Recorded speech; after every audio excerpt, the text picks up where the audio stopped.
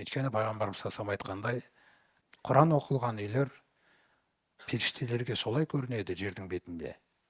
Жердегілерге аспандағы жұлдыздар көрінгендей дейді. Ойлаңыз, Алла Тағала кәдімгідей назар аударады. Сіз Алланың назарындасыз. Есі түнде тұрсыз. Раббым, менің оқуыма ақшам жетпей қалды. Раббым, көмектесші. Адамдарға мұқтаж қылмашы мені, Раббым. Оқуыма кедергі болып қалмасыншы. Мына жерде тәлім тәрбие алып жатырмын. Ертеңгі тахаджуд қайтадан. Одан кейін тағы да, одан кейін тағы да. Ол шешілмеуі мүмкін емес, Алланың уәдесі бар. Мен просто шыдай алмаймын да. Бір-екі рет сұрадым да, сосын қоя саласыңдар. Солай істемеңдер деген пайғамбарымыз салса. Өйткені сіздің 10 күн бойы тахаджудта тұрғызып қалып тұрған шығар. А может 20 күн, мен білмеймін оны. Бірақ Алла егер солай қаласа, ол сонша күнге созылады. Пайғамбарымыздың уақытында бойкот неше жылға жалғасты? Неше жыл олар тамақтан күллі нәрседен тыйып тастады? Саудада 3 жыл. 3 жыл шөп жеді сахабалар. Аюб пайғамбар қанша жыл ауырды? 18 жыл дейік, мысалы, өзіңіз ойлаңыз. Мұса пайғамбардың халқы қанша жыл езілді ана жақта? Мысалы, өзіңіз ойлаңыз. Мұса пайғамбар халықты азат етіп алып шыққан кезде 80 жаста болған. Теңіздің артына перғауын суға батқан кезде. Сонда ойла, Алла Тағала асып қайтты. Өйткені ол сені жасағысы келеді. Саған бір кереметті көрсеткісі келеді. Кереметті көрсету үшін жаңағы мерзімді белгілейді. Сондықтан сіз сеніңіз, оның көмектесетінен. Ол естиді ғой, ол біледі ғой, оған оп-оңай ғой, әлемдердің раббысы ғой. Бірақ менікі бір күн сұраймын, 2 күн сұраймын да сосын бәке, сәке, мәке дегендерге шығам. Енді о жақтан да Алла қаласа көмектесе алуы мүмкін, өйткені мен сынып кетуім мүмкін да. Бірақ мына өзінің әдемі әкелетқан нәрсесіне мен шыдай алмай қалдым. Соқтан пайғамбарымыз саллаллаху Ибн Аббасқа жас кезінде мынандай бір өсиетін айтқан. Иннан насра мағас собри. Есіңде болсын, Алланың жәрдемі тек қана шыдамдылықпен келеді дейді. Сабырмен. Ол бала бол, қыз бала бол. Әне көрдіңіз ғой, Мариям бөлмесінде Алла Тағала құлшылық жасап, мешіттің ішінде құлшылыққа беріліп жатқан кезде, оның ризығын бір бөтен бір еркектерге тәуелді болмас үшін ризығын көктен түсіре салады. Ойлаңыз. Қасында жемістер тұрады. Тіпті Закария таңғалды. Мариям, мынау сенде қайдан жүр? Закарияның өмірінде ондай болып көрмеген, ойлаңыз. Сол секілді сізге қиын емес қой. Бүгінгі заманда да сондай бір нәрселерді Алла Тағаланың жеңілдетуі, жәрдемі. Олай болса просто осындай жағдайларда мен әлсіреп кетуі мүмкін. Сол әлсіремеу керек біз екеумізбіз. Шыдап беру керек. Сондықтан тағы бір кедергі өзіңізді өзіңіз жігерлендірмеу. Өзіңізді өзіңіз ынталандырмау. Мысалы, пайғамбар саллаллаху алейхи вассаламның өмірі, қаншалаған салиқалылардың өмірі, сахабалардың өмірі, әртүрлі ғалымдардың өмірі. Қайсы бір ғалымның өмірі оңай болды дейсіз, мысалы. Барлығының өмірінде қиыншылықтар болған. Бірақ соны шыдап берулер арқылы, табанды болулар арқылы олар жеңіп шықты. Сондықтан жігерлендіру деген нәрселер болады. Өзіңізді өзіңіз жігерлендіріп отырыңыз. Оған пайғамбарымыз саллаллаху жаңа бір хадис айтады. Мысалы, қи болып кетті. Жаттап соңғы нәрсе сыймай қалды мына жаққа. Ертең Данияр ұстаз сұрақ алып тұр. Өзім жігерлендірем, душқа түсіп аламын, қайтаран, шайынып аламын, келем. Пайғамбарымыз саллаллаху хадисін оқимын. Әлсіреп бара жатырмын да, кішкене әлсіреп бара жатқан едім. Пайғамбарымыз хадисінде айтады. Шынымен де білім ізденуші адамға Алланың өзі, және аспандағы періштелер, және жер бетіндегілер, тіпті өзінің илеуіндегі құмырсқа, тіпті теңіздің астындағы балық та юсоллуна, салауат айтады дейді, яғни дұға тілейді. Және кешірім сұрайды дейді.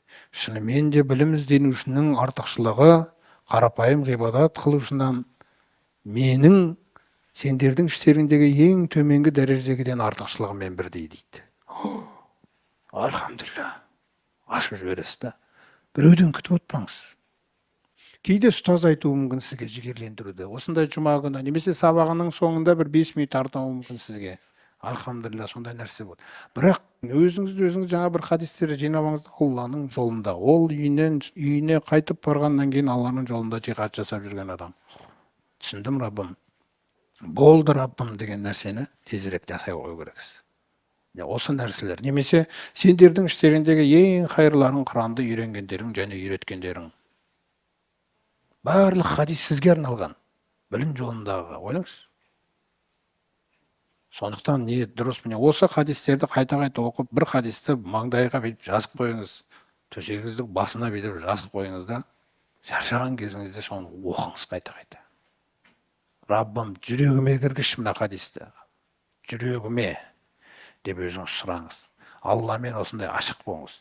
Алладан қатты сұраңыз. Ерекше дәрежеде сұраңыз. Сәждеде жылап жатып сұраңыз. Түктіріп сұраңыз. Еңкейіп сұраңыз. Осының барлығы Алланы дұрыс пайдаланыңыз. Тек қана құр сеніп қоймай, Алланы өміріңізге толық пайдаланыңыз. Кәдімгідей пайдаланыңыз. Байлығын, құдіретін көріп тұрғандығы түгел нәрсесі сіз үшін. Мен баймын дегенде Алла сізге айтып жатыр оны. Сіз пайдалансын деп жатыр да. Мен күллі нәрсеге құдіретім жетеді дейді. Сізге керек болғандықтан айтып жатыр ол құдірет. Мен күллі нәрсені білем дейді. Сізді білетін болғандықтан айтып жатыр. Сондықтан ең үлкен жаңағы мотивация өзіңізді Алладан көп пайдаланыңыз. Сол кезде пайғамбарымыз саллаллаху жіберілген мақсат сіздің өміріңізді жүзеге асады. Ол кісінің жіберілгендегі мақсаты Бақара сүресінде айтқандай, аузу биллахи минаш шайтанир ражим, кама арсална фикум расулан. Міне уайыман келтіргендер, біз сендерге осы елшімізді жібергеніміз үшін. Өз араларыңнан таңдап елшімізді жібергеніміз үшін. 4 мақсатта. Біріншісі ятлу алейкум аятина. Ол сендерге менің аяттарымды оқиды, Данияр ұстаз арқылы. Құран, тәжвид, оқылады соның. Одан кейін Серік ұстаз араб тілін үйретеді да, оқылып жатқан Құранды түсінетін боласыз. Уже Құран түсініп жатсыз. Пайғамбарымыздың бірінші мақсаты осы екен. Ваюзаккикум, сосын сендерді рухани тазартады. Қылықтардан, ана әрбір қисық-қисық өсіп тұрған ағашты бір әдемілеп қиып қойса әдемі болады ғой. Дұрыс па? Су, мысалы. Кеше жел тұрды, жапырақтар бар, бәрін алып тастап, судың құрамын тазартсаң, әп-әдемі болып тұрады мөлдір. Яғни пайғамбар сендерді тазарту үшін келді. Сен просто беріл дейді оған. Берілмесең қалай тазартады? Мәжбүрлеп жібермеген емес. Сондықтан сен оған бағанағы жылқы сияқты басында енді мінгізбеймін деп тұр едің, енді мінгіз. Сонымен көресің ол сенен қандай нәрсені жасап шығатынын. Өзіңе ұнайды ғой жылқы сізге көнген кезде, дұрыс па? Ал бойұсынбай тұрған кезде, асауланып тұрған кезде ұнамайды ғой. Қауіпті сосын, дұрыс па? Ал бойы сынған кезінде одан әдемі нәрсе жоқ қой. Оның үстінде битеп келе жатқан сізден әдемі нәрсе жоқ. Сондықтан сіз бұл білімді мінгізіңіз үстіңізге. Мінсін білім сізді, тәрбиелесін.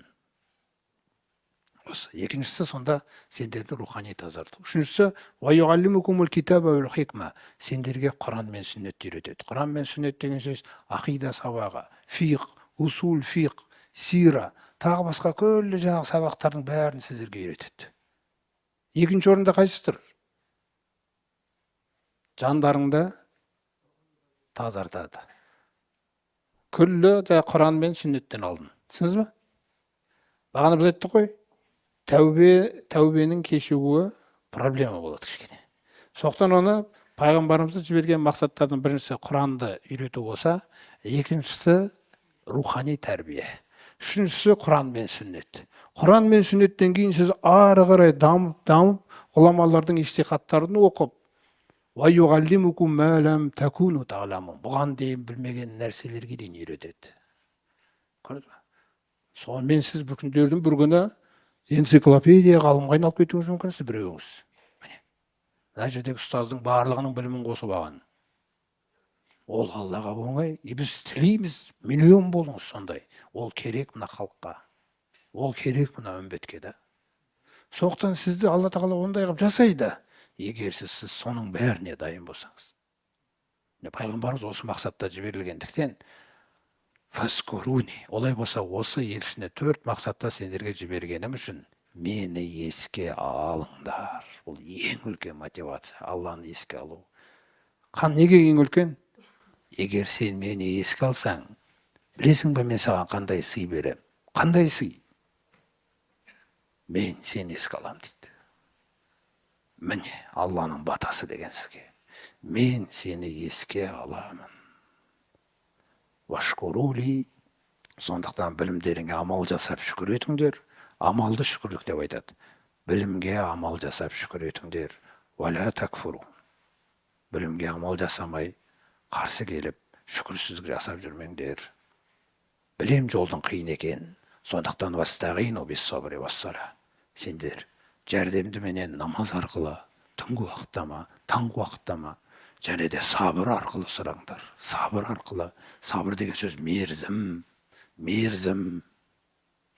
Мерзімнің кезінде жеңіліп қалма, шыдап бер.